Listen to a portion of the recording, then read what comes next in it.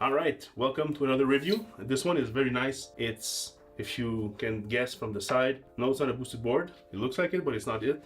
It's the juice board. But not just any juice board. It's a special juice board. Can you read that? It's the 2018 beta prototype version. The guys from Juice Board basically came back from the manufacturer and they brought back a single board for me to review. Basically, they wanted my help to just test it around, see exactly what I like, what I dislike. Basically, the guys behind Juice Board are in Alberta, Canada, so they basically had a foot of snow when they got back from the manufacturer. So they said, okay, who do we know that has good weather? So they looked me up and they said, hey, you're in Montreal, and in Montreal you still have clean pavement, so you want to try it? So yes, of course.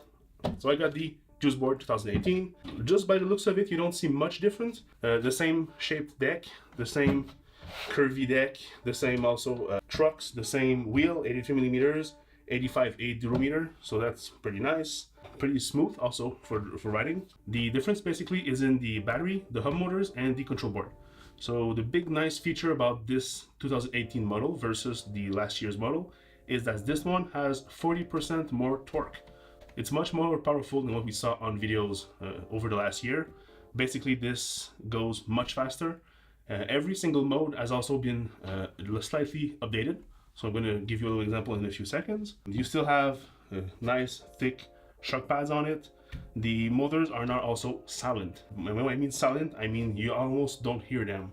You can hear them when they run on the table, but when you ride the board, the road and the pavement makes more noise than the wheels itself. So it's super silent. That's amazing to just ride in the city.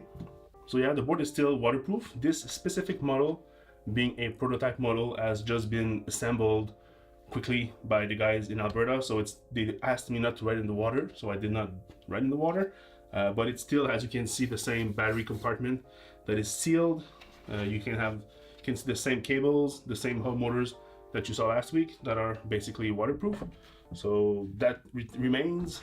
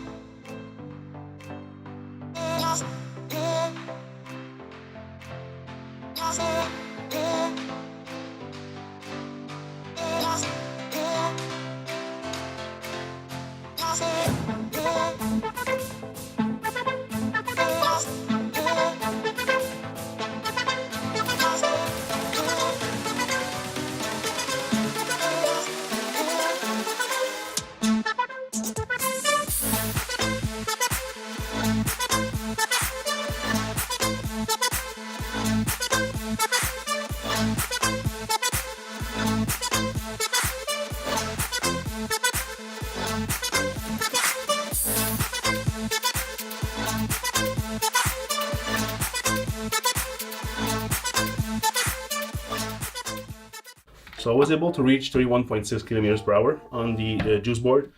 This is nowhere final hardware, it's still beta prototype. The performance can also change in the future before you guys can get your hands on one final edition of this board.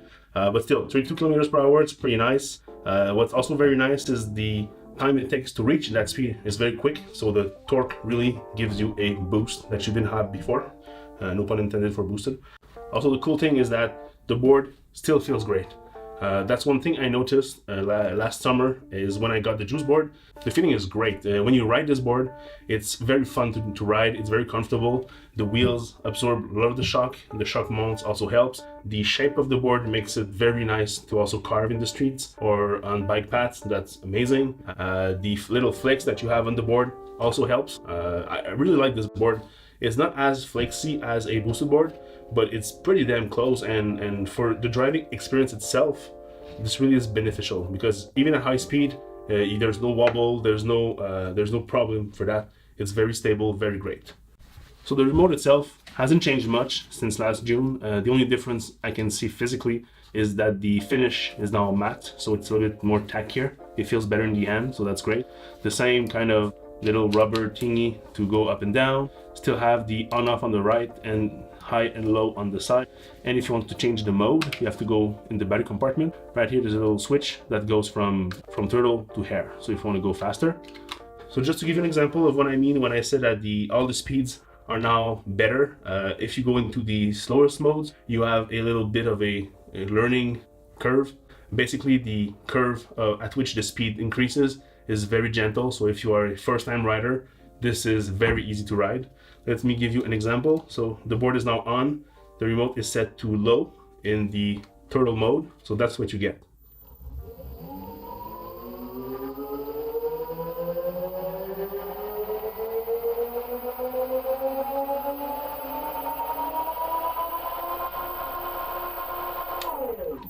The top speed is lower than what you get with the hare mode. Basically, it's just for beginners to go easily on it, and for young kids also. My kids drove it at this speed and they were able to get on it and move around, start to carve a bit. So this was much easier. Now set to high to see the difference.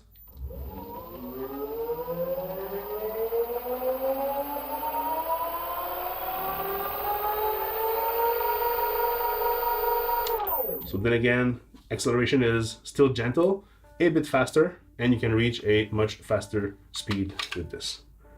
If I move this little switch to the hare and I go back to low, that's the third speed basically. Here's what it looks like.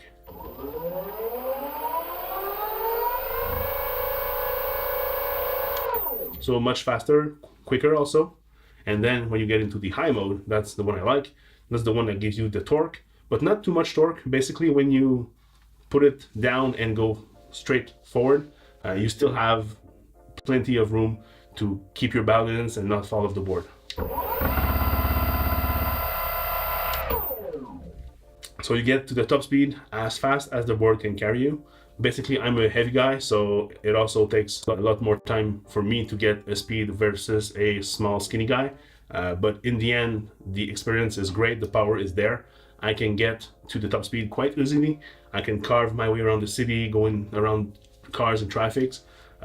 It's an amazing board, seriously. For the price, I still highly recommend this one. I know they had issues with the Kickstarters. Basically, they had battery problems that they have now fixed, and they are gonna fulfill their promise as soon as they can get the new battery module set up in the board.